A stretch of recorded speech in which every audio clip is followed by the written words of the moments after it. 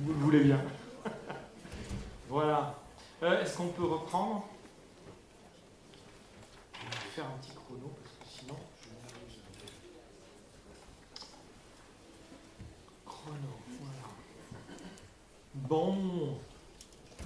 Je te laisse.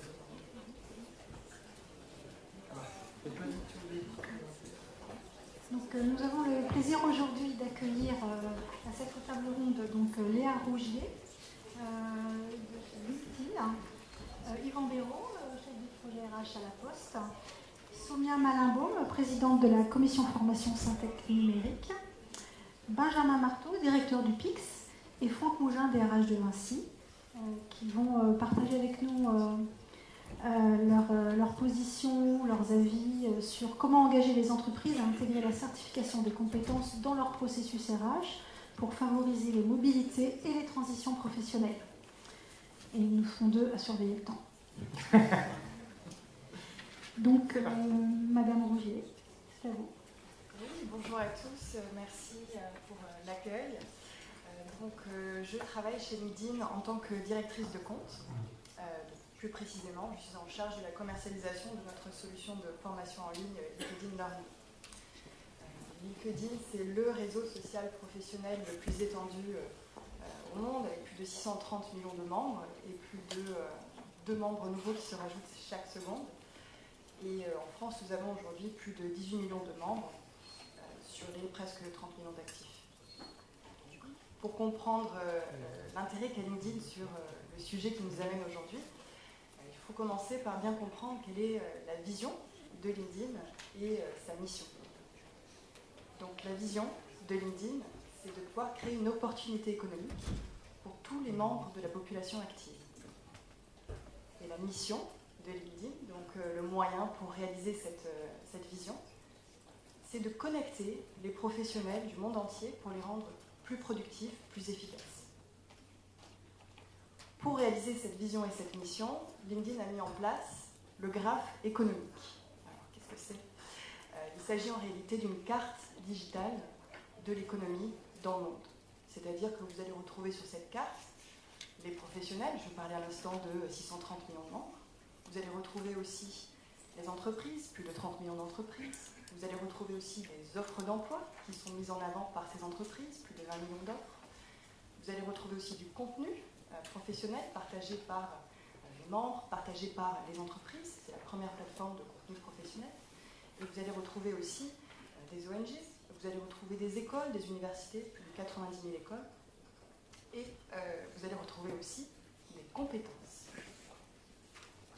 Ces compétences, on les obtient depuis le profil des membres, mais aussi depuis les offres d'emploi qui constituent en elles-mêmes de vrais référentiels de compétences. Donc, LinkedIn regroupe le plus grand nombre de données sur ces éléments-là. Et pour aller plus loin, ce qu'il faut bien comprendre, c'est que ces données, elles sont vivantes. Donc cela nous permet, en temps réel, d'analyser les mouvements, le développement de ces données. Par exemple, d'un point de vue de l'emploi, on va pouvoir observer quels sont les postes qui sont présents, quels sont ceux qui sont le plus à pourvoir. D'un point de vue compétences, pour vraiment s'attacher aux compétences aujourd'hui, nous allons pouvoir observer quelles sont les compétences existantes, quelles sont les compétences qui sont les plus utilisées, quelles sont celles qui sont les plus en demande, quelles sont celles qui sont nouvelles et qui apparaissent sur le marché, et ceci en fonction de métier, secteur et géographie donnée. Donc on va pouvoir recroiser toutes ces données, ce qui est très important parce que ça va nous permettre de comprendre quelles sont les compétences clés aujourd'hui pour permettre aux professionnels d'avoir une opportunité économique. Une fois qu'on comprend ce mouvement des compétences et qu'on analyse ces compétences, ce qui va être important, ça va être bien sûr de former nos professionnels. Et c'est là qu'intervient LinkedIn Learning. Donc au niveau de LinkedIn Learning, nous produisons des cours en ligne. Nous avons une très grande capacité de production, des studios en Europe, des studios aux États-Unis, où nous emmenons des experts dans leur domaine, qui vont également avoir une capacité de restitution pédagogique, et que nous emmenons en tournage. Donc pour vous donner une petite idée, pour 1 à 2 heures de cours, derrière il y a en réalité 2 à 3 jours de tournage avec un travail en amont, un travail aussi de post-production. Donc nous allons produire au minimum chaque semaine plus de 40 nouveaux cours. Aujourd'hui, il y a plus de 14 000 cours qui sont disponibles sur LinkedIn Learning et nous travaillons dans 7 langues différentes. Alors, ce qu'il faut voir aussi au niveau de LinkedIn Learning, c'est qu'on s'est adapté au comportement de l'apprenant. On a observé quelle était l'attitude de l'apprenant moderne, qui passe beaucoup de temps en ligne, beaucoup de temps à regarder des vidéos, mais à son rythme, qui aime se connecter en tout temps, qu'il ait un accès à Internet ou non. Donc on s'est adapté et on a créé une plateforme avec des cours à la demande. Une fois les cours complétés et les formations complétées et les compétences acquises, nous délivrons aussi des badges numériques, comme on en parlait tout à l'heure, qui vont être ensuite mis en avant sur LinkedIn par les professionnels. L'intérêt, c'est qu'ils puissent mettre en avant leurs compétences, au même titre que l'éducation et que l'expérience. Et d'ailleurs, il y a tout à fait la possibilité de mettre en avant tout type de badges numériques qui proviennent d'autres organismes de formation, bien entendu. Donc, c'est important parce que LinkedIn, c'est l'un des sites les plus consultés quotidiennement en France sur des millions et des millions de sites. Donc, ça permet vraiment aux professionnels de pouvoir mettre en avant son expertise. Et donc, engager les entreprises à intégrer la reconnaissance des compétences dans leur processus RH, c'est une action que eh bien, nous encourageons et à laquelle nous participons complètement de par notre ADN numérique, mais aussi de par notre vision d'entreprise. Donc les entreprises qui travaillent avec nous eh bien, vont pouvoir former leurs professionnels sur des compétences clés, tant pour l'avenir de l'entreprise que pour l'employabilité des professionnels. Les recruteurs aussi, qui sourcent leurs candidats sur LinkedIn, savent observer un profil, savent prendre en considération les compétences au même titre que l'éducation et que l'expérience. Et il en est de même pour un client potentiel qui va aller observer le profil d'un professionnel avec lequel il sera amené à travailler. Il pourra aussi observer les compétences acquises, en plus des autres éléments qui sont sur le profil. Bon, merci. Gagner 30 secondes.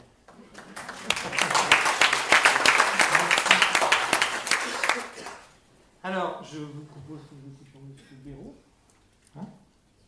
Oui, bonjour. Je vais essayer de me tenir également dans les 7 minutes. Je vais vous parler moins au nom de La Poste que depuis La Poste, où je suis chef de projet RH. Donc La Poste, c'est une entreprise. Chacun d'entre vous, malheureusement, pour les facteurs, envoie des mails au lieu d'envoyer des cartes postales cet été pendant les vacances.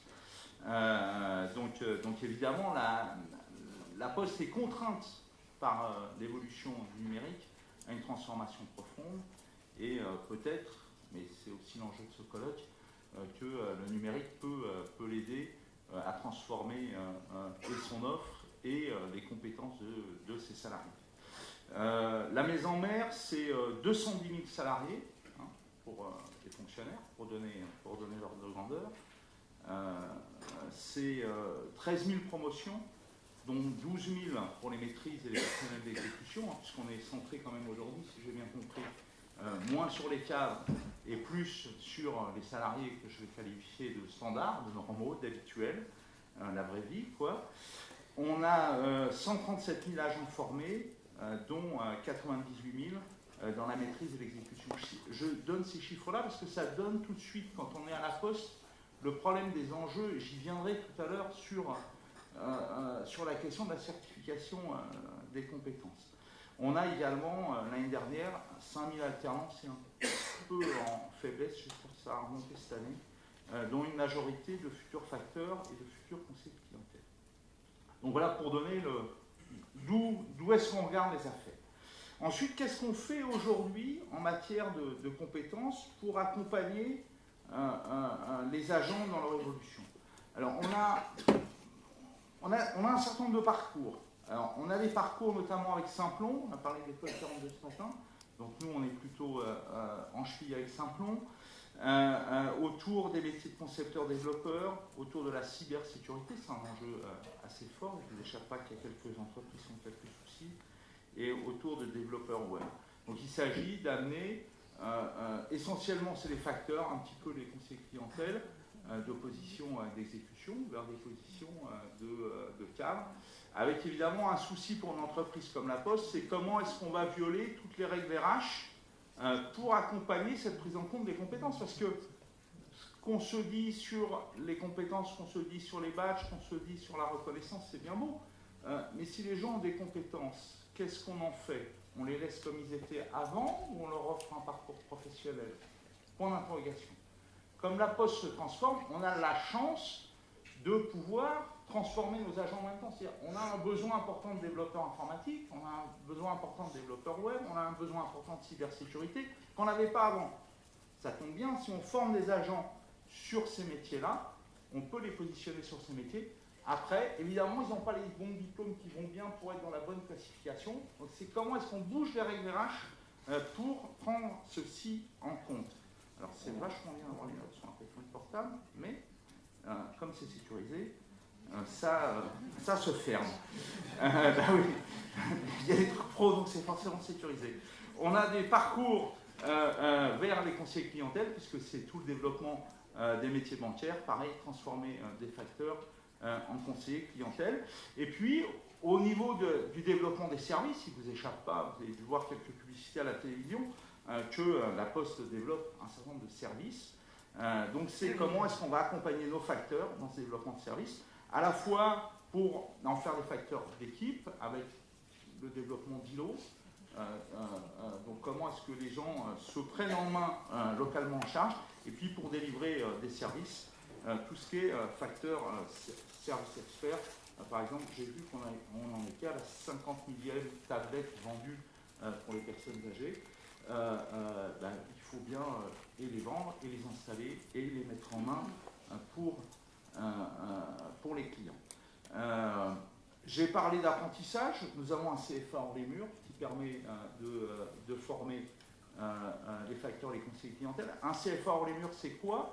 C'est La Poste qui détermine avec l'éducation nationale les programmes, les besoins, etc. Mais ce n'est pas La Poste qui forme elle-même les gens. C'est-à-dire qu'on fait bien appel au service public pour former les futurs facteurs, étant entendu que côté entreprise, évidemment, ça se passe à La Poste, mais ça, c'est logique. Quelques éléments autour du souci de comment est-ce qu'on intègre la certification des compétences, y compris en regard de ce qu'on s'est dit tout à l'heure. 2 minutes. Combien? 2 minutes. C'est bien, j'arrive à la conclusion. Il ne faudrait pas passer plus de temps à valider, badger, qu'à acquérir les compétences. Non, mais je le dis, parce qu'une grande partie des compétences, c'est les compétences que les gens, ils ont déjà. Donc on ne va pas leur réapprendre. C'est juste, on ne sait pas qu'ils ont ces compétences-là. Sauf que si on doit passer plus de temps. Voilà, je vous invite à regarder ce qui est fait sur la certification des compétences en informatique, sur le projet PIX. C'est pas inintéressant de s'amuser à jouer le jeu, je l'ai joué. Ça prend un certain temps. Voilà.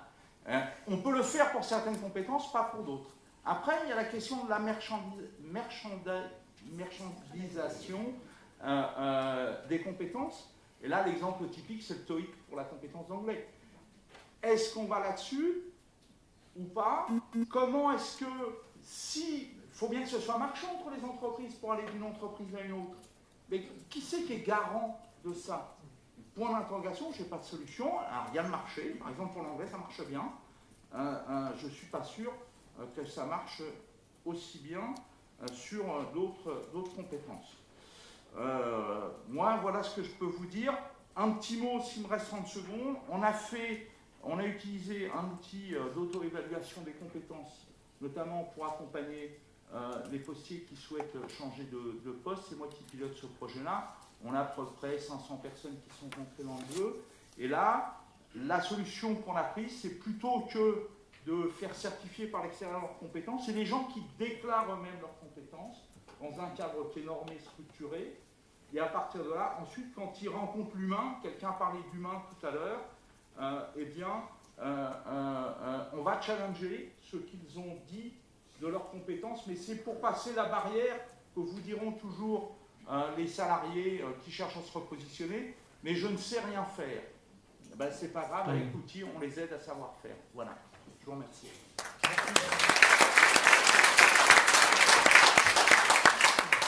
Bravo pour le timing en tout cas.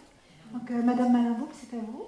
Oui, bonjour à toutes et à tous. Donc moi je suis Soumia Malinbaum, je suis directrice associée d'une entreprise de services numériques qui s'appelle Kerus, qui accompagne la transformation numérique des grandes entreprises.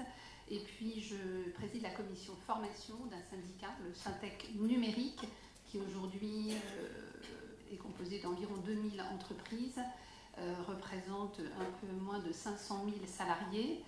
Et effectivement, le sujet de la formation, de la certification et de l'employabilité est un enjeu majeur. C'est même un enjeu stratégique dans nos organisations et je pense que ça doit aussi l'être pour l'ensemble des secteurs d'activité, car nous sommes en train de rentrer dans un nouveau paradigme où les métiers, les formations, les modes de travail sont totalement bousculés et il faut revoir tous ces enjeux à l'aune, bien sûr, de cette réforme, puisque c'est un premier pas, cette réforme sur la liberté de son avenir professionnel est une première brique. Qu'est-ce qu'elle permet? Elle permet effectivement aux salariés de se réapproprier ses droits en matière de formation, d'être quelque part son destin de son employabilité, mais pas seulement, puisque dans le terme employabilité, on parle d'emploi. Mais demain, ce ne sera pas forcément un emploi, ce sera une compétence, ce sera un skill, ce sera pas forcément dans une entreprise, ce sera de l'auto-entrepreneur, enfin tout. C'est pour ça que c'est important de considérer aussi en même temps et en parallèle les nouveaux modes de travail qui vont considérablement changer et qui vont justement nécessiter cette reconnaissance à travers une certification, d'où le sujet essentiel de cette certification. Donc, les entreprises, cette loi Avenir professionnel, elle renforce effectivement l'investissement des entreprises dans les compétences et dans leurs salariés. Le secteur du numérique est nativement, j'ai envie de dire, une entreprise apprenante, puisque nous certifions depuis très longtemps et nous avons des badges numériques, notamment dans le secteur des éditeurs, je pense à IBM ou Microsoft, qui certifient, comme le monde anglo-saxon depuis très longtemps, des certifications en interne dans l'entreprise, donc avec une reconnaissance qui même dépasse l'entreprise, puisque vis-à-vis même des clients, aujourd'hui cette reconnaissance existe. Alors vous allez me dire, c'est IBM et Microsoft, c'est vrai, mais l'idée demain, c'est de pouvoir aussi avoir cette reconnaissance d'une certaine certification, avec évidemment des processus que l'on connaît, puisqu'aujourd'hui France Compétences est cet organisme qui va justement à travers sa commission certification, identifier, faire un peu le ménage, j'ai envie de dire, sur ces certifications qui existent mais qui sont à venir, puisque justement cette loi, qu'est-ce qu'elle fait? Elle libère la possibilité de créer des certifications. Vous et moi, demain, nous pouvons créer des certifications. Toute la difficulté, c'est de garder quand même un cadre, une certaine normalisation de cette certification, notamment avec le RNCP et puis le répertoire spécifique qui existe et qui est un peu, on va dire, c'est le droit de passage de cette certification pour être reconnu et permettre aux salariés de revendiquer cette certification et effectivement derrière de monnayer cette certification, parce que tout ça c'est pour donner de l'employabilité, mais c'est pour permettre aussi aux collaborateurs de valoriser sa rémunération, de valoriser son travail, de valoriser ses conditions de travail, de permettre une plus grande agilité, une plus grande mobilité.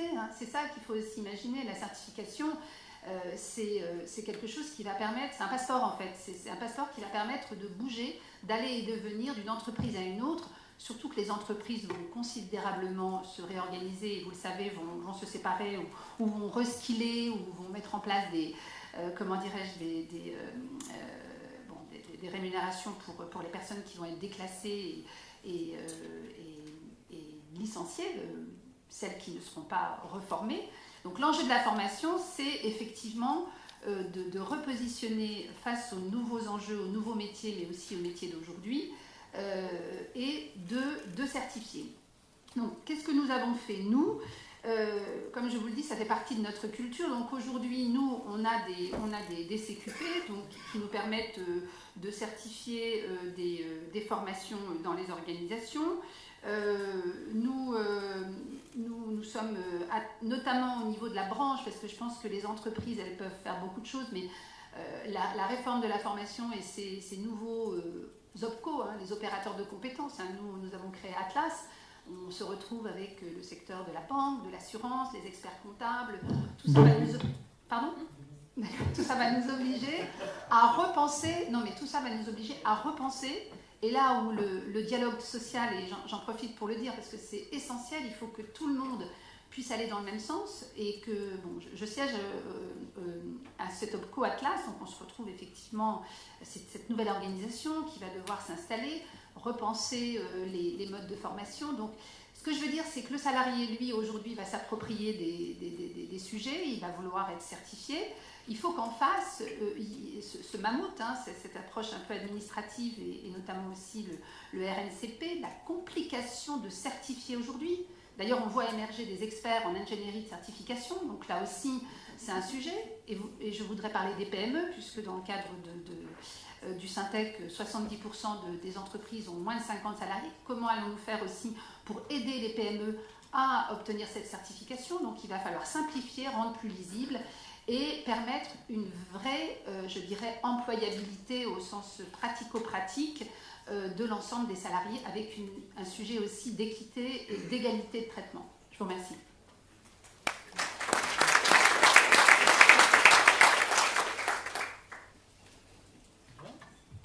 Je vous propose que nous écoutions M. Barthaud. Merci beaucoup.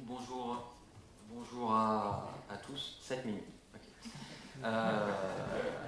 Bon, je présente un tout petit peu Pix parce que j'imagine qu'à côté de La Poste, Vinci, LinkedIn, Syntec Numérique, tout le monde n'est pas forcément encore au courant. Ça a peut-être évolué. Pix, c'est parti, c'est un projet public, c'est un service public qui est parti d'un constat, qui était un constat d'abord effectué par le monde professionnel, mais adressé au ministère éducatif, que sont l'enseignement scolaire et l'enseignement supérieur, et qui consistait à dire, les compétences numériques, tout le monde en parle, on en a plus besoin chaque jour, que ce soit dans sa vie personnelle, citoyenne, mais également évidemment dans sa vie professionnelle, mais on manque de repères partagés pour former, pour soi-même, pour se donner des objectifs de progrès, pour accompagner la transformation digitale de l'économie et de la société. On a pris cette question au sérieux, on s'est dit tiens, essayons d'y répondre au travers d'un service public en ligne, construit dans le cadre de méthodologie agile, même si le terme est véhiculé, on essaye vraiment de le faire, avec une mission qui est celle de cultiver les compétences numériques tout au long de la vie. En sortant donc, et ça a beaucoup été évoqué, et pour nous c'est un élément essentiel, du cloisonnement habituel, l'éducation nationale qui va travailler avec les élèves, l'enseignement supérieur qui va travailler avec les étudiants, le ministère du Travail qui va travailler uniquement avec les actifs, et en essayant de faire œuvre commune et fédérer tout un ensemble d'acteurs derrière ça. Cultiver les compétences numériques, qu'est-ce que ça veut dire pour ceux qui n'ont pas encore fait les tests, qui j'en conviens, peuvent parfois être longs pour faire. Mais on y a pensé, je dirais quelque chose là-dessus juste après. On rend 3 services. Le premier, c'est l'évaluation de compétences, déjà savoir où on en est. Avec des épreuves qui ont trait aux compétences numériques. Donc on est sur les compétences numériques transverses, recherche d'informations, sécurité, tout un ensemble de choses de cet ordre-là, communication, collaboration. Un exemple concret du type d'épreuve que l'on fait, qui vous projette dans la vraie vie, qui a modifié la page Wikipédia d'Albert Einstein le 22 mars 2016 à 1h21. Vous ne savez pas, et bien vous allez chercher. Et vous avez le choix des armes. Voilà, c'est lui, on le sait, mais je ne peux pas le dire. Mais c'était avec un pseudo alors, parce que c'est pas mémoire systématique du fond. Voilà, c'est ce genre d'épreuve que l'on propose et on va vérifier des compétences derrière. Donc effectivement, ça peut prendre du temps, mais ça prend du temps parce que derrière, il y a une valeur. Et le sujet de la valeur, moi, c'est vraiment le point que je souhaitais aborder par rapport à toutes les discussions sur les badges numériques. La question que l'on doit se poser, c'est pas uniquement celle de la forme technologique dans laquelle on va encapsuler le certificat, qui est donc souvent les open badges, on en parle souvent en ce moment. La question qui est derrière, c'est quelle est la valeur. D'ailleurs, la question du temps que l'on passe à faire les choses est liée à la valeur que l'on retire derrière du temps qu'on a passé à faire les évaluations. On fait deux autres choses dans l'évaluation, on se certifie, parce que vous pouvez évaluer en ligne sans savoir qui vous êtes. Et la troisième chose, c'est qu'on va utiliser les données ou les mettre à disposition pour développer ses compétences. Un exemple, je regarde M. Mougin à mes côtés, Vinci utilise Pix pour accompagner la montée en compétences de ses collaborateurs, savoir où ils en sont et adapter les formations avec des politiques de formation ciblées. Mais c'est aussi le cas dans l'éducation nationale, dans l'enseignement supérieur. Un des sujets sur la reconnaissance des compétences et comment on peut faire pour que tout le monde s'en saisisse, c'est déjà de les penser dès le départ pour qu'ils soient des repères partagés.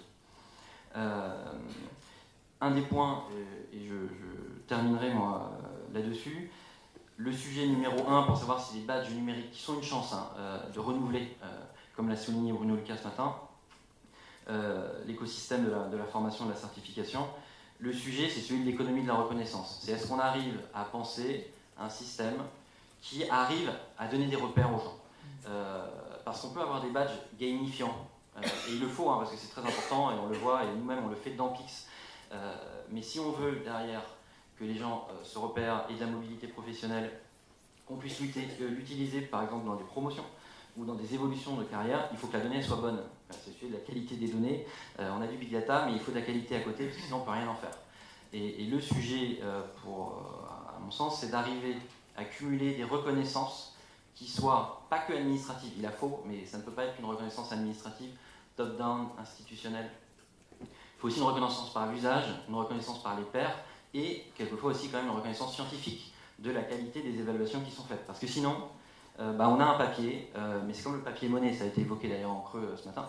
Le papier monnaie, on peut mettre plein de billets, mais s'ils ne sont pas reconnus, on ne va pas en faire derrière suffisamment de choses par rapport au temps qu'on y passe. Tout à fait. Voilà. 2 minutes. 2 minutes ? Ah, 2 minutes, j'en profite pour dire sur le temps. Sur le temps, effectivement, l'évaluation, quand elle a de la valeur, elle nécessite du temps. On peut très bien dire, et ce serait plus facile d'ailleurs de dire, écoutez, on peut faire des choses qui sont extrêmement rapides. En réalité, c'est très difficile de savoir, je vois les APP, on est d'accord, c'est très difficile de donner une information fiable. Et important, c'est quand même la fiabilité. Par contre, dans Pix, on mesure 650 acquis. Donc c'est énorme. Le nombre d'acquis que l'on mesure, mais on permet de cibler. Et c'est aussi ça la logique de grande modularité que peuvent permettre les badges numériques. Dès lors qu'on découpe les choses dans des ensembles très fins, eh bien on peut les assembler, on peut les réassembler, on peut leur donner plusieurs formes, on peut mettre des badges dessus. Mais l'important, c'est que ces grains fins, on les comprenne et on puisse en tirer des enseignements. Et c'est pour ça qu'on a développé une application qui s'appelle Pixorga, qui permet en fait, de faire des campagnes d'évaluation qui sont ciblées, qui parlent le langage commun de tous, donc les 650 acquis, mais qui derrière vont permettre de cibler les compétences qui vous intéressent le plus. Voilà. Je ferai un compte des démos. Voilà. Monsieur Mougin, vous avez 1 minute de rame. Merci Benjamin. C'est très gentil. Parce que j'avais l'impression, quand vous arrivez en dernier, vous êtes obligé de respecter le timing, parce que tout le monde l'a fait. En fait, chez Vinci, on considérait que le numérique, c'était pas pour nous, parce que dans des métiers traditionnels, comme construire des ouvrages ou des objets, on pouvait se dire que le temps que le numérique arrivait, on savait que ça arrivait chez nous, mais que ça prendrait du temps. Et en fait, pas du tout. On s'était trompé complètement dans l'analyse, ça arrive à toute vitesse, comme dans toutes vos entreprises. Et donc, ça nous a re-questionné énormément, parce que l'entreprise qui fait 220 000 salariés dans 120 pays, qui fait 360 000 chantiers par an, a besoin d'une grande agilité. Plus nous avançons, plus les ouvrages que nous faisons sont complexes et techniques, et donc plus le niveau de compétence de nos salariés doit être à un niveau avec des évolutions qui sont toujours plus rapides. Et donc on s'est posé le sujet de la compétence dans un schéma qui était extrêmement traditionnel, puisque quand vous regardez les conventions collectives, qui sont l'œuvre de l'histoire, on parle de classification, on parle assez peu de compétences, certaines commencent à y arriver, et surtout c'est ancré dans la tête de nos salariés. On a des classifs, et par rapport à un classif, on exerce un métier, et donc voilà, il y a tout un chemin à parcourir. Le numérique nous a percuté comme tout le monde, parce que la notion du savoir, elle se démocratise énormément, et donc on voit que ça a moins de valeur, et que ce qui va compter, c'est un mélange de savoir-faire, un mélange de capacité et un mélange d'expérience. C'est ça qu'on a essayé de capter dans le groupe au travers de plusieurs mécanismes. Le premier, je voudrais revenir sur les modalités d'apprentissage. Aujourd'hui, si vous voulez apprendre à faire une banche pour faire un voilage pour la tour que vous voulez construire dans votre jardin, vous allez voir, il y a des tutos, il y a des milliers de tutos qui existent. Et ce qui est très intéressant, c'est que le numérique se rapproche du geste et de l'apprentissage du geste. Et ce qui n'était pas forcément intuitif. Et nous, on est les deux pieds, j'allais dire dans le béton, mais on est des concrets. Et donc, c'est un élément important. On a énormément d'apprentissage maintenant du geste qui se fait et de répétition du geste qui se fait par le numérique. Au-delà de ces tutos, bien évidemment, la réalité virtuelle est importante.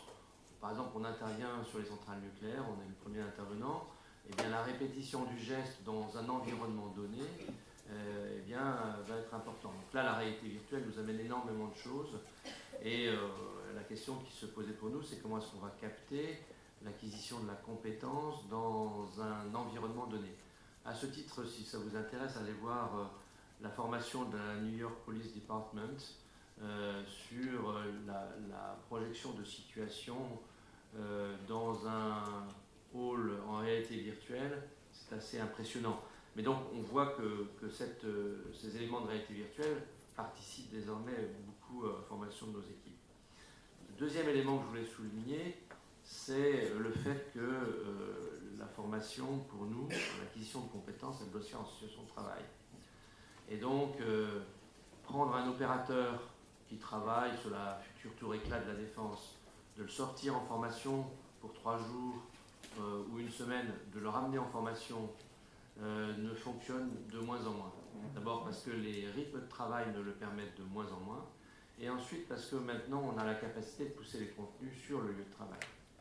Et donc la question que nous nous sommes posée, c'est comment est-ce qu'on organise le travail pour permettre à un opérateur de s'arrêter, de regarder son smartphone, de consulter un tuto, de regarder si le geste est bon, ou alors d'utiliser sa tablette pour regarder en réalité virtuelle si la cloison qu'il a posée est au bon endroit, si les réservations sont faites correctement, voire échanger avec son collègue si lui a la compétence pour savoir comment est-ce qu'il peut le transférer. Donc on voit que ça touche profondément les organisations du travail, et quand vous faites ça, naturellement, eh bien, il faut expliquer au chef que oui, c'est possible, parce que les managers se disent, mais alors je sers à quoi, puisque finalement il ne me pose plus la question, il va poser la question à son voisin, qu'il connaît mieux, et en qui il a confiance. Donc c'est un vrai changement chez nous, ce qui fait en ce moment on doit avoir 60 expérimentations de formation en situation de travail, de manière à regarder comment est-ce qu'on peut permettre à nos opérateurs d'acquérir plus rapidement et de manière beaucoup plus flexible les compétences dont ils ont besoin. Le troisième point que je voulais soulever, c'est la notion de l'évaluation des compétences, c'est absolument clé. Alors, j'ai mon voisin Pix, nous on a décidé d'aller sur Pix. Ce qui est très intéressant, c'est qu'en plus le produit s'adapte à l'entreprise. C'est-à-dire que par exemple nous on a un parcours pour nos cols bleus où on va vérifier qu'ils ont un niveau de compétence numérique de niveau 3e.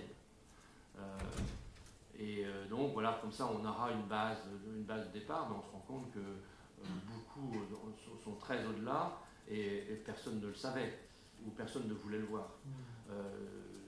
Moi je vais sur un chantier, les opérateurs utilisent WhatsApp parce qu'ils ont très très vite compris que si un outil est au 2e étage de la tour et qu'il travaille au 25e étage, il vaut mieux faire un WhatsApp pour savoir s'il y est bien plutôt que de descendre, surtout si l'ascenseur est en panne. Ensuite, nous avons travaillé toujours dans l'évaluation sur le sujet de comment est-ce que je passe du métier à la compétence.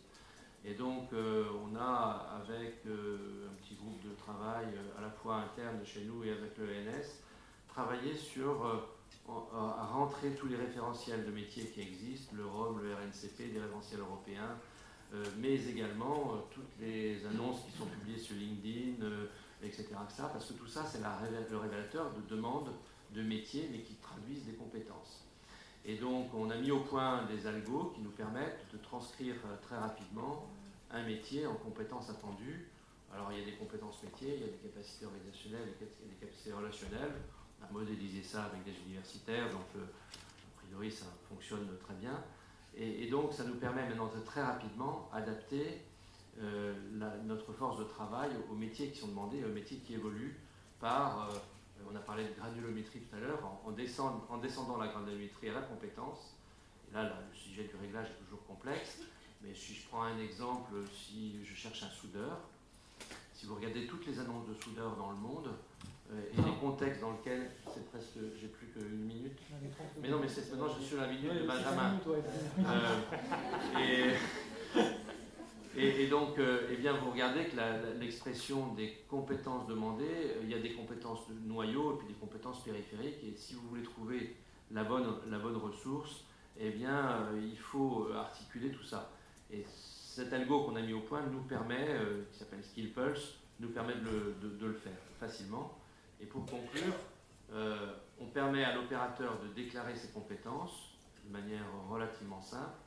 Et l'algo fait ce qu'on fait beaucoup d'ailleurs, fait un matching en disant à l'opérateur, ben voilà, tu as 80% des compétences du métier que tu veux appliquer, parce qu'il a vu que en géolocalisant les emplois, près de chez lui, il y a un métier pour lequel il pourrait prétendre. Et on est capable de pousser maintenant soit des tutos, soit des contenus de formation pour compléter le niveau de compétence pour tenir le métier donné. Ce qui est très intéressant parce que ça décloisonne les métiers. Comme nous, on a du mal à attirer de la main-d'œuvre sur nos chantiers, eh bien, il y a plein de gens qui ont les compétences et qui ne le savent pas. Merci beaucoup.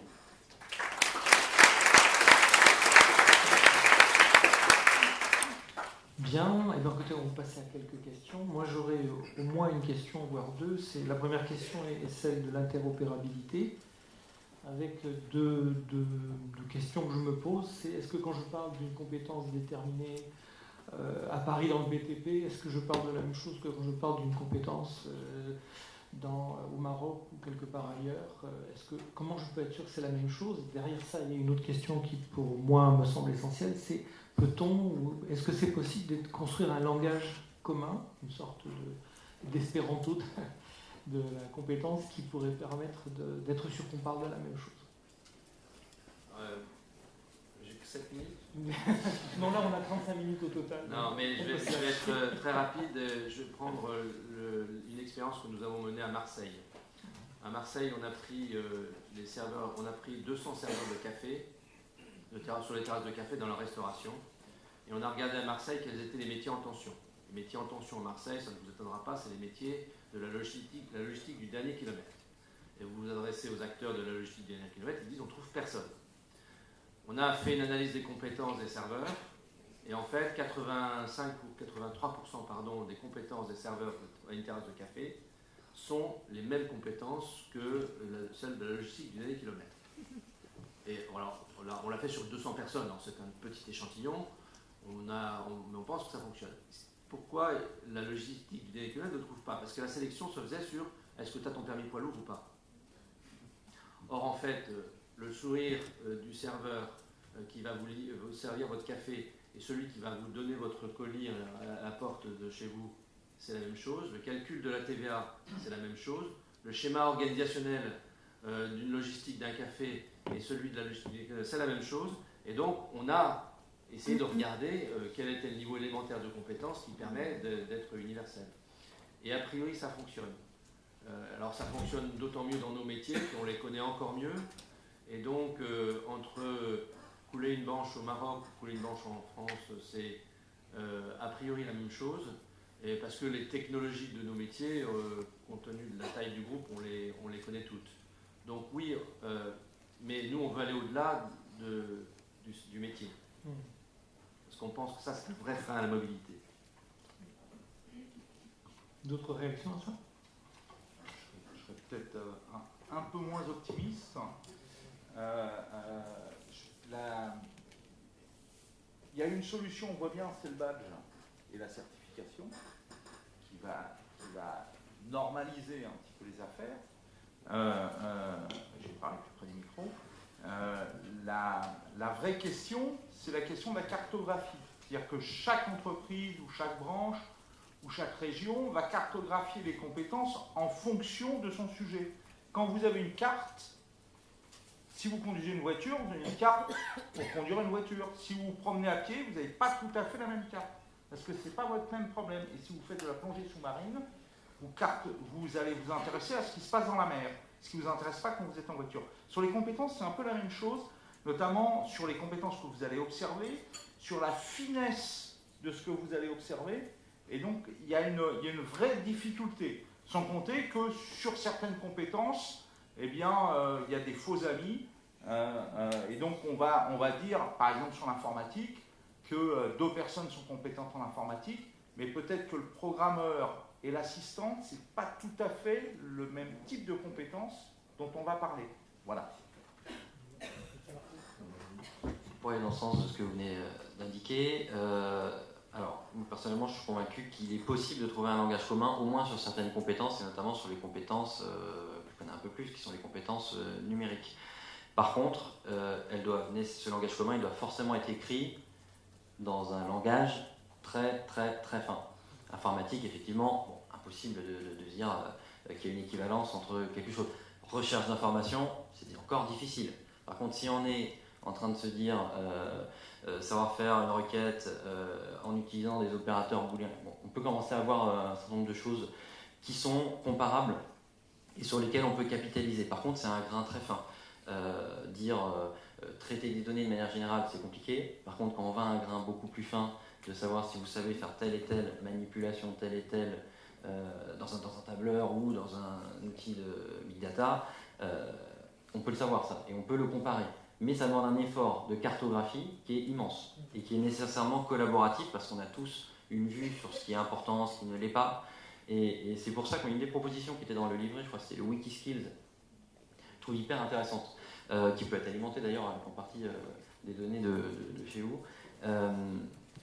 Sans ça, on n'arrivera pas à se parler. Et si on n'arrive pas à se parler, le fait qu'on mette des badges on n'arrivera pas à rien à en faire, si ce n'est à motiver ce qui est déjà important en soi, ou à gamifier.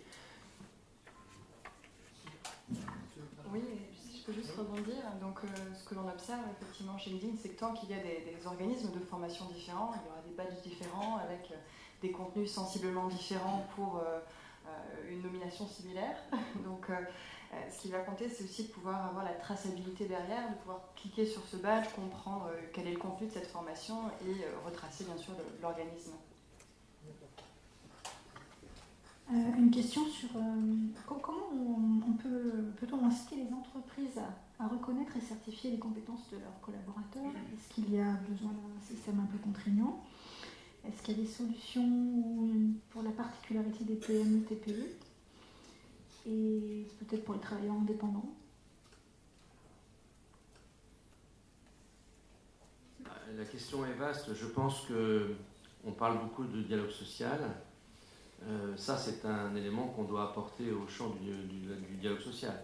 Et en fait, on a depuis des décennies négocié, je le disais tout à l'heure, sur des éléments de classification. Et cette classification étant basée sur des métiers, mais pas forcément sur des compétences. Je pense que ça, c'est un des sujets qu'il faut amener au niveau des branches professionnelles, de manière à ce qu'on franchisse au moins cette première étape. Oui, pour rebondir sur la question, ce que l'on observe auprès des entreprises, c'est qu'à partir du moment où elles comprennent leur intérêt économique, à former leurs employés, à reconnaître les compétences de leurs employés, elles sont bien sûr beaucoup plus favorables à ce type de démarche. Et donc c'est vrai qu'ils sont multiples, qu'il s'agisse de capitaliser sur sa force de travail en formant ses employés, développer du bien-être aussi dans son entreprise, puisque à partir du moment où le salarié peut se former, eh bien son environnement est plus intéressant. Également, ça va permettre de réduire l'attrition dans l'entreprise et ça va permettre aussi de nourrir une marque employeur pour attirer de nouveaux talents. Donc ça, c'est un aspect qui est important et qui participe de cette reconnaissance des compétences. Oui, mais comme je le disais, enfin en tous les cas dans le secteur du numérique, c'est un véritable enjeu stratégique. Bien sûr pour attirer, puisqu'aujourd'hui on a un véritable problème de pouvoir attirer les talents qui, alors qu'on les forme très bien en France par exemple, on voit bien que beaucoup partent à l'étranger, donc ça c'est un véritable sujet. Par ailleurs, de les retenir, parce qu'on est quand même dans des secteurs d'activité où nous, la technologie a une durée de vie, j'ai envie de dire, entre 18 et 24 mois, donc il y a cette appétence à apprendre et justement la course à la certification technologique aussi, qui elle pour le coup est totalement universelle. Hein. Je vous parlais d'IBM ou Microsoft, c'est une certification qui dépasse toutes les frontières et qui a son propre langage et son propre référentiel. Et puis, je pense qu'aujourd'hui, le collaborateur est au centre de tous les enjeux. Ce n'est pas l'entreprise qui doit répondre à des enjeux économiques, comme vous disiez, mais je pense que le collaborateur et le phénomène des millennials, qu'on veuille le définir ou pas, mais c'est une réalité.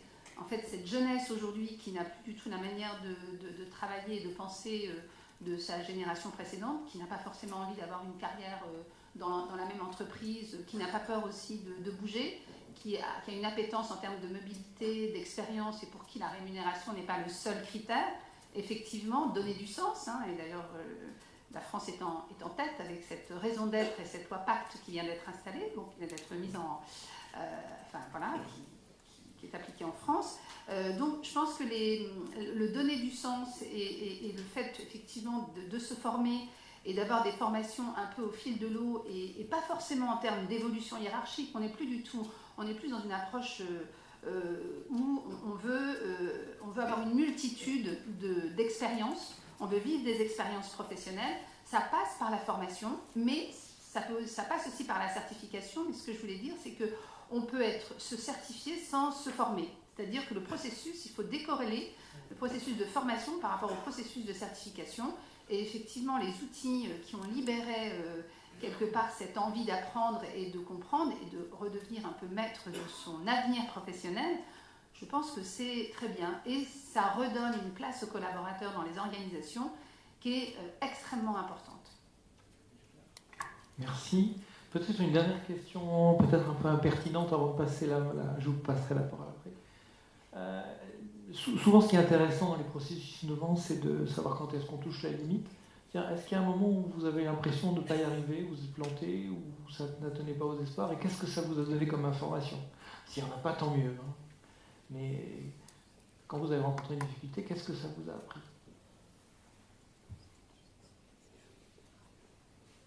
Bon, je change de question.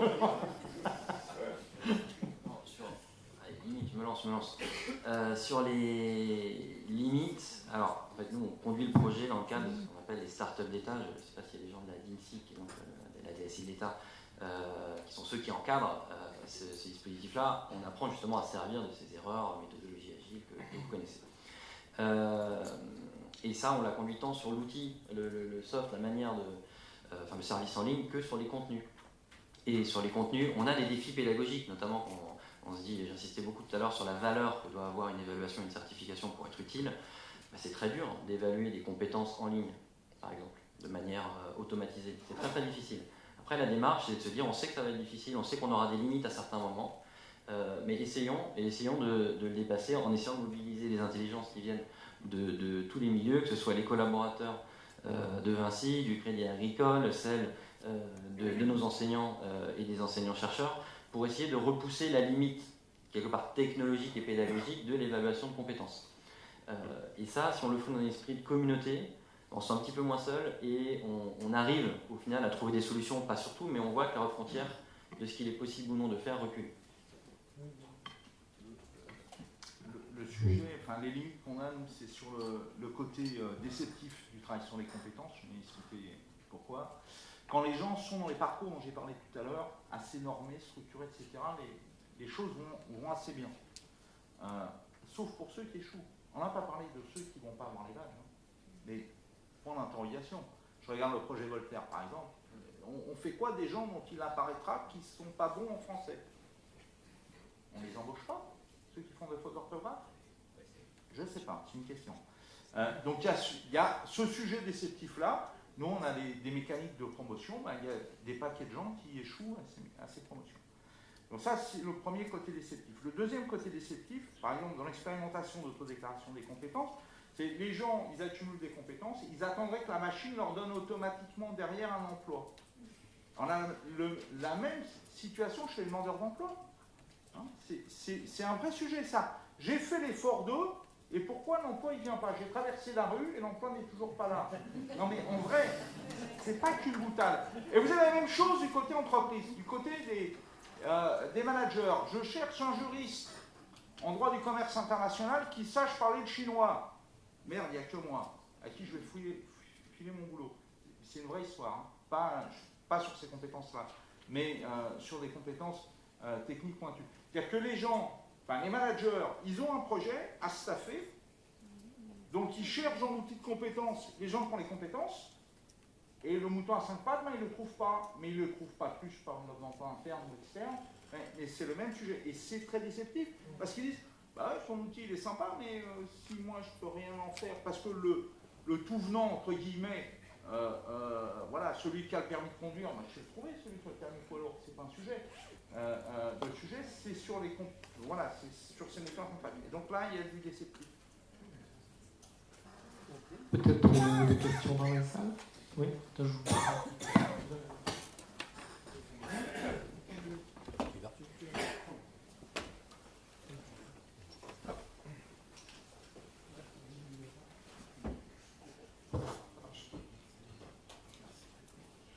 Bonjour, Philippe Bayot.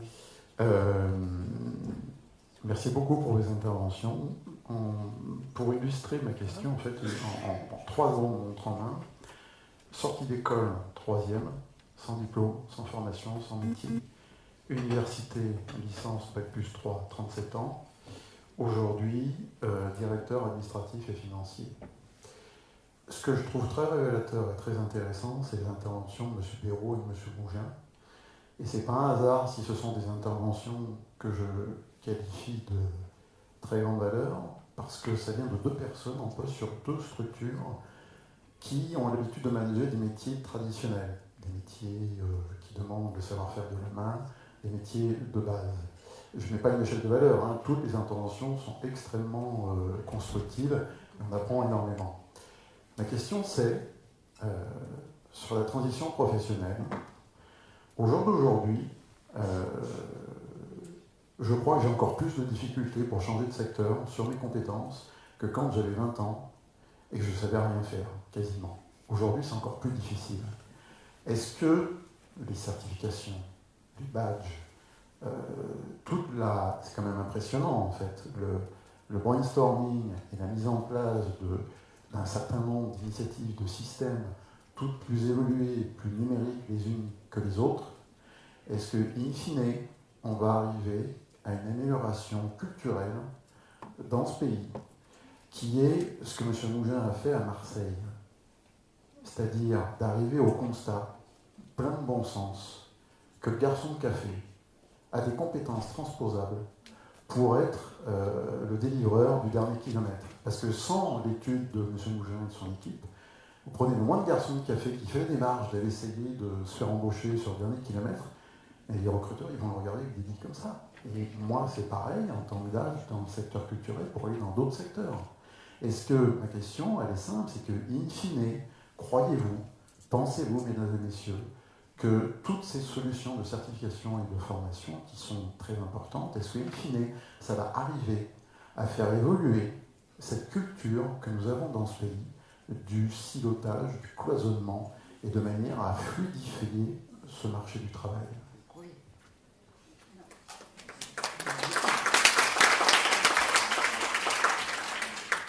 Alors, moi je voudrais répondre, je vais être un peu polémique parce que effectivement La Poste et Vinci sont également des grands donneurs d'ordre des entreprises de services numériques et des entreprises que je représente, hein, puisque nous sommes des fournisseurs auprès de grandes directions informatiques. Il faut savoir que ces grandes entreprises aujourd'hui, globalement, elles achètent plus qu'elles ne recrutent. C'est-à-dire que globalement, si on regarde Vinci ou La Poste, il y a des grands plans de recrutement, on est d'accord, vous recrutez beaucoup, mais il y a énormément de sous-traitances et de partenaires avec lesquels vous travaillez, des fournisseurs, et où là, il y a une direction des achats qui a des critères de sélection.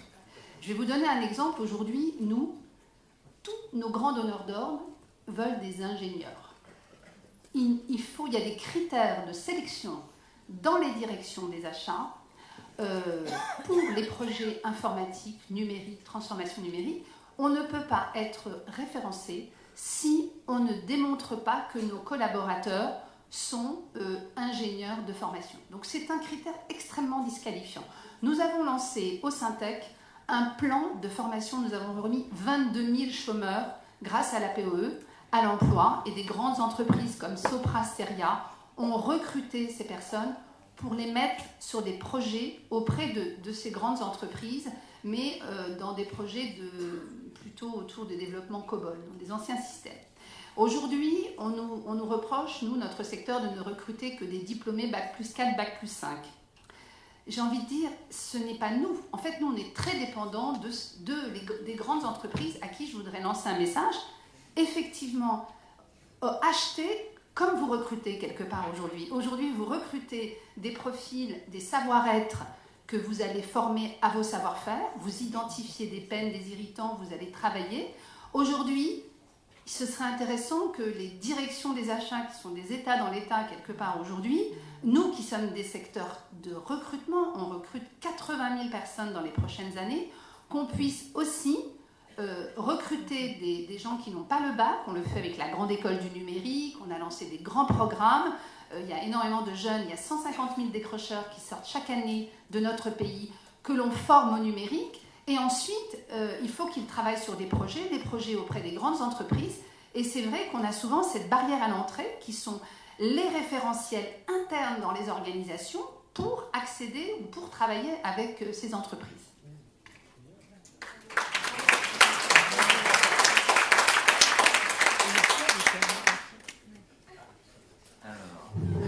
Service achat de la Poste. Nous, ça tombe bien. J'espère que je passe pas en vidéo là. Le service achat de la Poste n'a pas la force du service achat d'Airbus. Et à ma connaissance, pour siéger dans quelques commissions d'appel d'offres, on ne regarde pas les qualifications des prestataires. Soit dit en passant, il y a un truc qui s'appelle le délit de marchandage, mais j'ai une vie antérieure. Il y a des choses que j'entends, mais qui ne sont pas du ressort de l'achat de prestations de services. Pour répondre à la question de monsieur,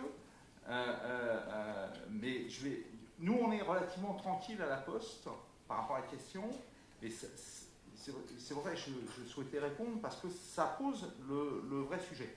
Nous, on recrute les gens quand ils sont jeunes et on les amène jusqu'à l'âge de la retraite, et c'est encore valable aujourd'hui. C'est-à-dire quand les salariés quittent la Poste, ils quittent juste derrière l'embauche ou derrière le CDD qui n'est pas renouvelé.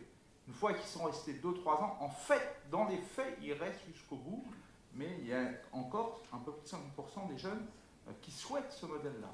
Donc nous, notre sujet, bien sûr, malheureusement, on a nos silos aussi, mais c'est pour ça qu'on organise des parcours, mais notre certification, finalement, elle est interne. Ce qui est reconnu par nous a été débattu en interne.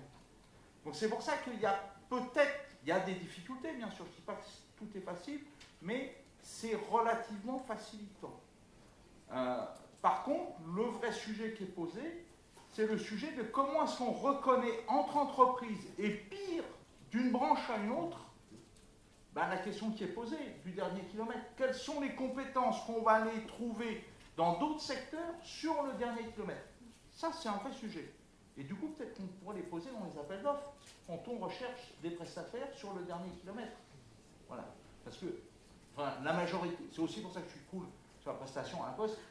Notre sujet à la Poste, c'est moins la prestation informatique et plus la prestation du dernier kilomètre. Une autre question? Non, je vais répondre quand même. Non, je vais répondre. Je ne me reconnais pas du tout dans vos propos. Sans doute qu'il y a une partie de vrai. Je pense que, d'abord parce que nous n'avons pas de fonction achat centralisée chez Vinci. On achète 35 milliards, il n'y a pas de fonction centrale achat.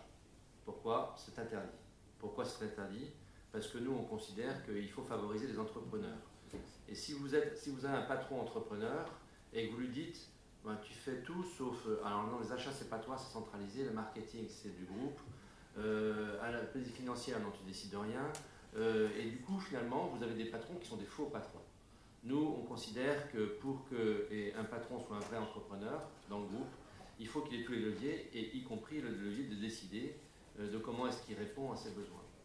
C'est la première partie de la réponse. La deuxième partie de la réponse, c'est que quand vous comparez notre modèle, Vinci, à l'international, eh bien, tout le monde anglo-saxon, dans nos métiers, sous-traite 100% de leur activité. 100%. C'est-à-dire qu'il n'y a pas un entrepreneur international anglo-saxon qui met les pieds sur un chantier au-delà du fait d'aller contrôler ce qui s'y passe. Or, nous, on a en propre plus de 60% de l'activité du chantier, puisqu'il y a des tas de métiers qu'on ne sait pas faire. Donc le niveau de sous-traitance, contrairement à ce que vous avez laissé entendre, est très faible chez nous. Ou alors c'est un niveau de sous-traitance obligé sur des métiers qu'on ne sait pas faire. Au demeurant, je vous accorde le fait qu'il se peut que dans des cahiers des charges, il y ait des demandes qui soient du type que vous avez indiqué en disant on veut tel profil, tel machin, etc. Mais moi je pense que chez nous c'est pas majeur, c'est mineur comme point. Bon, la diversité dans les pratiques. Je voulais rajouter un point. On doit être sans doute l'entreprise qui emploie le plus de gens en insertion. Et l'insertion par rapport aux compétences a un côté extrêmement désespérant, honnêtement, et je lance vraiment un appel. C'est que nous, on en passe à peu près entre 4000 et 5000 tous les ans. Et ces gens qui sont en insertion, j'aime pas trop le terme, parce que c'est un retour à l'emploi, eh bien, on leur redemande systématiquement de revalider systématiquement les compétences qu'ils ont acquises. Parce qu'il n'y a aucun système qui leur permette d'enclencher un système de reconnaissance. Il en existe des systèmes, mais pour la grande majorité, ce n'est pas le cas. Et là, on pourrait voir que le système de badge pourrait être intéressant. Il y a le CLEA.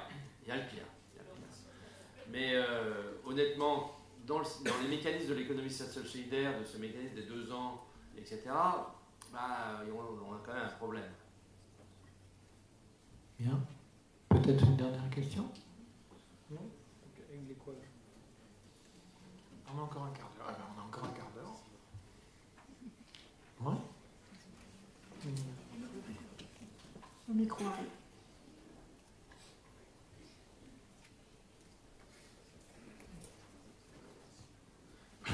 Oui, bonjour. Alors, merci pour ces interventions très pertinentes. Je voulais revenir quand même sur ce qu'avait dit Madame Belaïdi Malinbaum, qui est quand même très intéressant sur la certification professionnelle au sein des entreprises et dans le marché du travail. Seulement, j'aimerais quand même aborder le sujet des compétences intrapersonnelles ou les compétences soft skills, comme on dit. Juste une statistique qu'on a en France en 2019.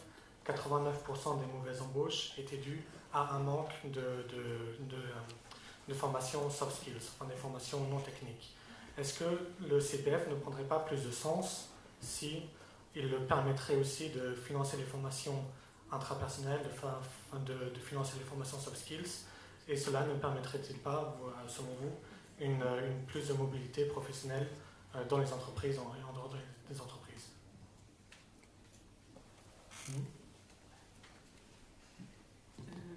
Je vais juste répondre un petit peu.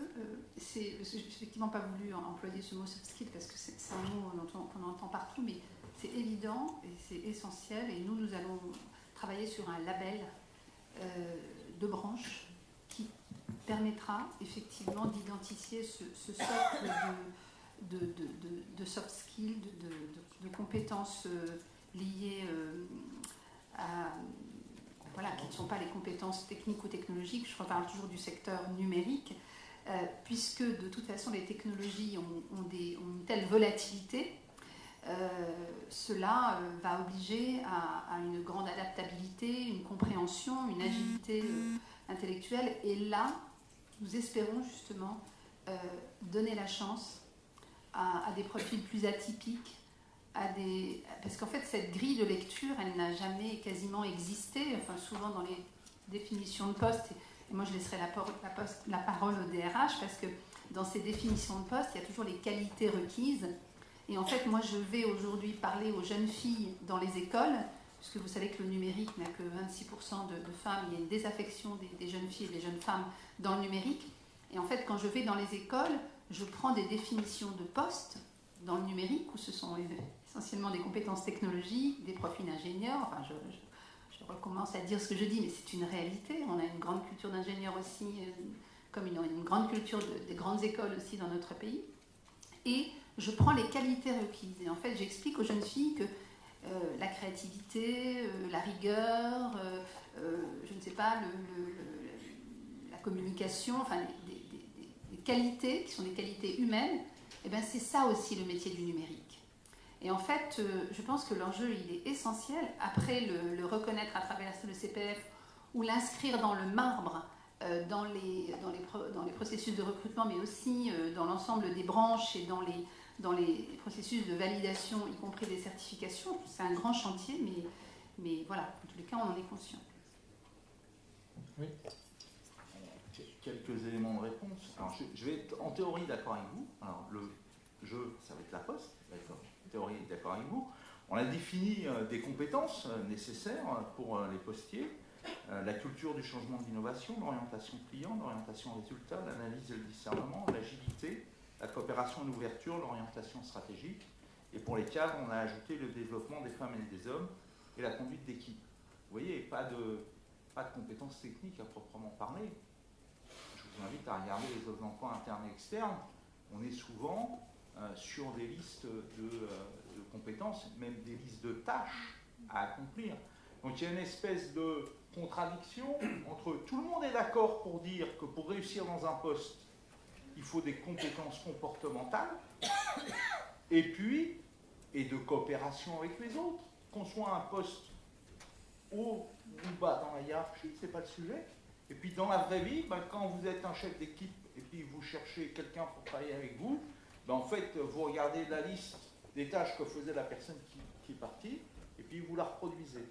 Voilà. Donc il y a cette contradiction et c'est vrai que c'est un débat permanent à avoir entre justement la ligne RH et puis les opérationnels pour essayer d'entrer en contradiction, si j'ose dire, sur ce sujet-là, pour rappeler aux managers que d'ailleurs peut-être qu'ils s'étaient plaints préalablement de celui qu'ils allaient remplacer parce qu'il n'avait pas telle ou telle compétence comportementale, il n'arrivait pas à la bonne heure, pas avec le bon costume, etc., etc.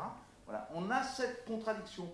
Mais je reviens sur mon sujet favori d'aujourd'hui, c'est comment est-ce qu'on prouve les compétences comportementales. Parce que les compétences techniques, j'ai dit que c'était un peu long, mais je l'ai joué, donc en vrai c'est possible.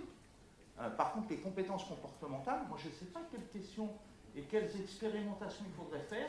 Alors nous on a des sujets avec Pôle emploi pour nous aider à recruter par exemple les facteurs avec un certain nombre de processus, notamment pour éviter les discriminations, de méthodes des habiletés par exemple, pour ne pas la citer, mais c'est pas forcément complètement satisfaisant. Voilà, nos recruteurs essayent d'inventer des choses, mais c'est une vraie difficulté que de prouver ces compétences comportementales. Et puis quand vous les avez dans un poste, vous prouvez comment vous les avez dans ce poste. Alors évidemment sur LinkedIn, vos collègues et vos amis vont certifier. Saint-Exupéry disait, c'est dans la tempête qu'on voit le pilote. C'est-à-dire que je peux parfaitement être déclaratif dans mes compétences, je suis calme, je suis cool comme mec et tout, puis une fois que je suis dans la réalité, je suis exactement le contraire. Donc effectivement, le déclaratif sur les comportements est un très très mauvais indicateur de performance. Oui, je vais rebondir là-dessus. Sur LinkedIn Learning, effectivement, vous allez avoir des cours pour vous former sur toutes les compétences métiers, mais aussi de type soft skills. Donc l'intérêt, au-delà de la certification, c'est la possibilité de pouvoir se développer dans ce domaine-là qui effectivement va être de plus en plus important. Suite à une formation, vous avez effectivement une certification du fait de la formation complétée et ça, vous pouvez le mettre en avant. Là, vous parliez de recommandations que l'on peut mettre de type déclaratif, c'est encore autre chose. On a encore le temps pour une question. là-bas.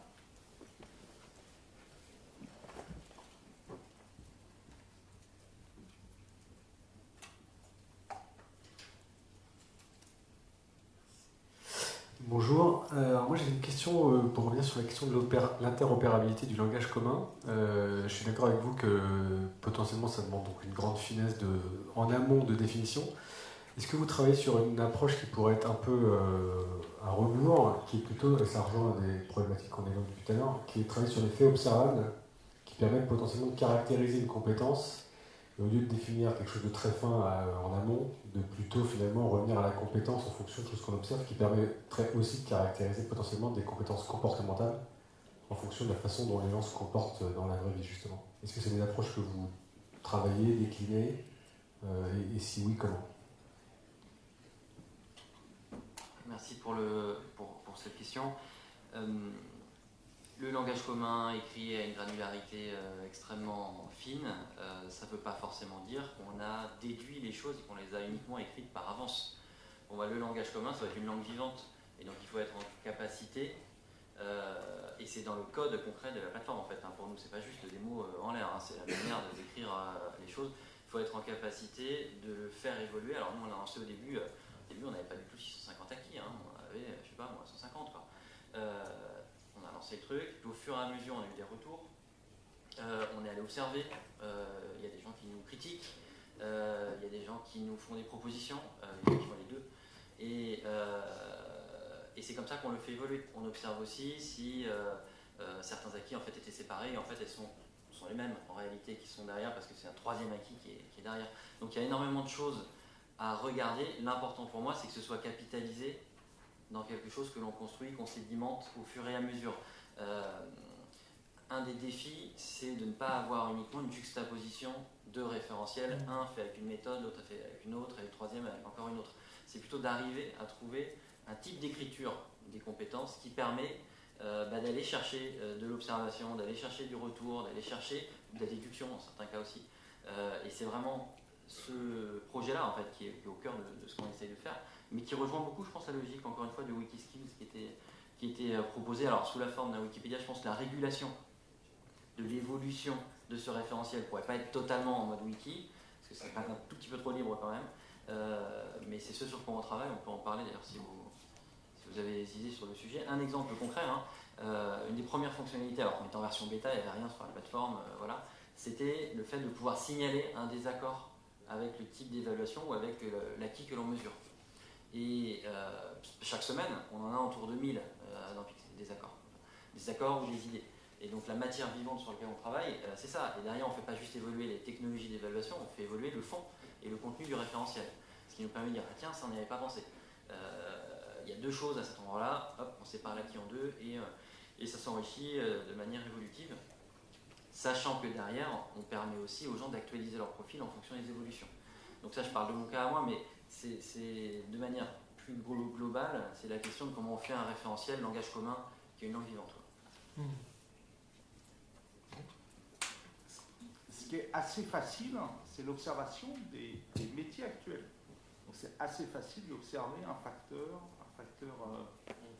d'équipe, d'observer un conseiller clientèle et de savoir quelles sont ses compétences techniques et comportementales. C'est relativement facile sur les métiers de masse. La difficulté, c'est ce que je disais tout à l'heure, c'est on a tous des compétences qu'on n'exerce pas dans le cadre professionnel. Donc comment est-ce que je sais que tel agent qui dans son métier n'exerce pas de compétences commerciales, de sourire aux clients par exemple, ben, en fait, pour des tas de raisons, il a cette compétence-là. Et la difficulté, il y a une vraie difficulté là, ou que s'il ne l'a pas, il pourrait l'acquérir. Parce que c'est aussi intéressant, on n'est pas que en statique, et en combien de temps il pourrait l'acquérir? Au contraire, c'est mort. Par exemple, Yvan Béraud, qui est là, qui vous parle, il ne sait pas faire des gestes très très fins. Donc je ne pourrais jamais être chirurgien ou je ne pourrais jamais être un soudeur en finesse. Voilà, mais je le sais moi, mais c'est pas très facile à déterminer des choses comme ça. C'est ces sujets-là qui sont compliqués. Donc l'observation des postes en nombre, c'est pas une difficulté. De comment est-ce qu'on veut les faire évoluer, finalement, c'est pas une très grande difficulté non plus. Par contre, c'est vraiment de capter les compétences des gens quand ils ne l'exercent pas au quotidien dans leur poste de travail. Et ça, c'est une vraie difficulté qui pourrait l'acquérir. Ah, pardon, non, moi je voulais simplement rajouter que là on parle beaucoup effectivement de la formation professionnelle, la formation continue, mais c'est, pour répondre à votre point, monsieur, c'est un peu l'arbre finalement qui cache la forêt, puisqu'on est aussi en train de penser la formation initiale, c'est-à-dire tous ces jeunes qui sont en train et qui vont arriver sur le marché du travail. Vous savez qu'on va vivre un papy boom assez important dans notre pays, donc beaucoup de départs à la retraite. Et ces jeunes, aujourd'hui, dans leur formation initiale, il serait essentiel qu'on puisse déjà identifier ces capacités de soft skills pour qu'elles soient même reconnues au moment de l'entrée dans le monde du travail. Donc là, on y travaille pour les salariés actifs et même les demandeurs d'emploi. Je pense que vraiment le gros chantier, ça va être demain ou après-demain sur la formation initiale. Merci. Pour répondre à un des points qui concernait les compétences qu'on n'a pas eu l'occasion d'observer en situation de travail, alors évidemment il y a des compétences qu'on ne peut pas tout observer, donc il ne faut pas exagérer non plus, mais il y a des choses, peut-être imaginons un collaborateur de Vinci, de la Poste, il est passé par d'autres expériences au préalable, il a été exposé à d'autres actions de formation, d'évaluation, certification et compagnie. Le sujet c'est de capitaliser tout ça. Le sujet, c'est de, au moins des informations qu'on a eues à un moment, ne pas les jeter ou ne pas les méconnaître, ou en tout cas penser à un système qui permet d'avoir en tête le fait qu'elles existent. C'est là où le CPF est intéressant, parce que le CPF peut jouer ce rôle de capitalisation rattaché à la personne, parce que la personne elle va suivre ces différentes étapes, et faire en quelque sorte la couture entre ces différents moments de valorisation de compétences. Donc on ne peut pas tout couvrir, ça prendrait d'ailleurs un temps excessif, mais on peut au moins faire un effort de garder la trace dans un format interprétable de ces acquis et de ces qui ont été mesurés au préalable. Ouais, juste je rajoute un mot puis je vous passe la parole.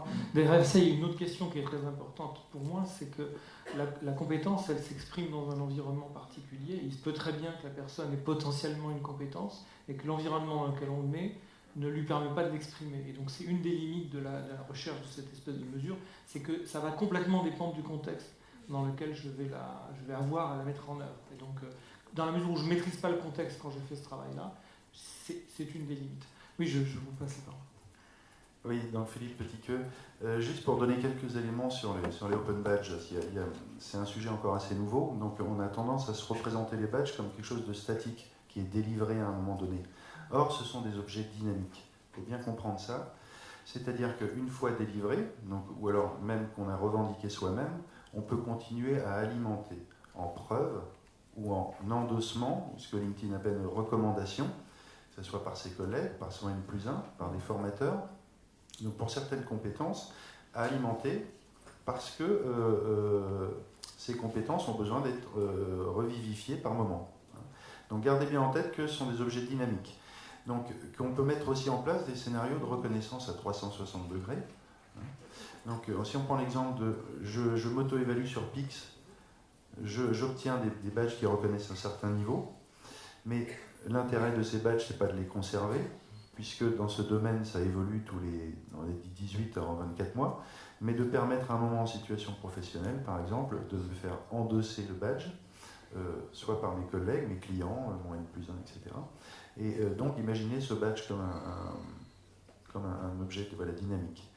Deuxième point, juste pour répondre à M. Béraud, vous disiez on ne peut pas savoir quelles sont les autres compétences que pourraient avoir, les capacités des collaborateurs. Eh bien, peut-être qu'il faut tout simplement leur permettre de les révéler. Hein, ça, on peut le faire.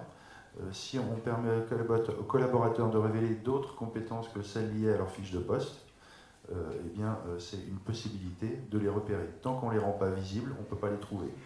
Et pas dans une logique de certification, juste leur permettre de dire moi je fais d'autres choses. Hein, je joue dans un groupe de musique, je gère une association.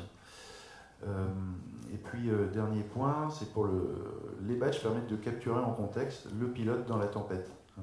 Donc ce sont des moyens aussi à un moment donné d'attester de compétences mises en œuvre en contexte.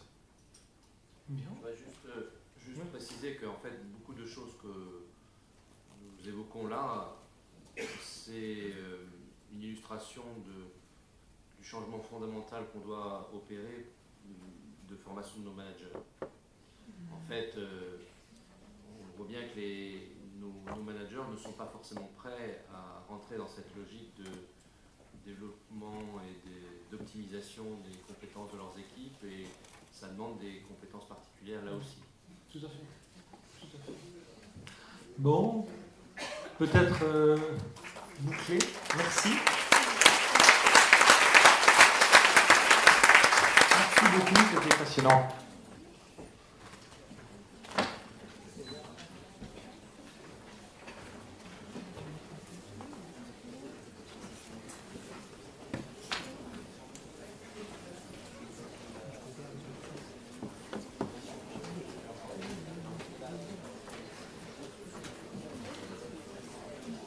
Donc nous avons une pause déjeuner, un buffet qui vous attend dehors. Et nous reprenons à 13h30, donc une heure de pause.